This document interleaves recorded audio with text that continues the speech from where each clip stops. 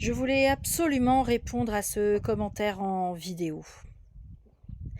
Dire que le burn-out, c'est à la mode, que c'est avoir un poil dans la main.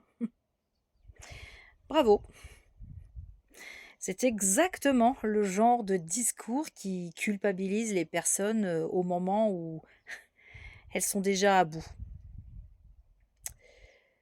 Sachez, cher monsieur, que le burn-out, ce n'est pas simplement être fatigué, en avoir marre de son travail ou manquer de volonté.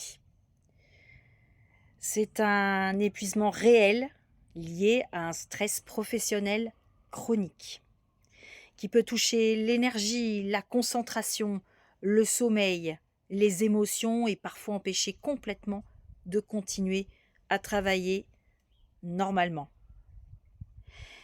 Et vous savez ce qui me dérange le plus dans cette idée de fainéantise?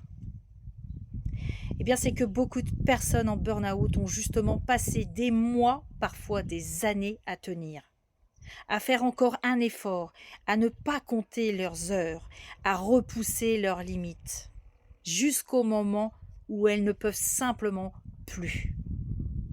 Et je sais de quoi je parle puisque j'en suis la preuve vivante. Je ne suis pas quelqu'un de feignante. J'ai toujours aimé mon travail. Je me suis investie corps et âme dans mon métier jusqu'à ce que mon corps lâche. Alors non, être à bout de force, ce n'est pas avoir un poil dans la main, cher monsieur. Et ce genre de discours a aussi une autre conséquence.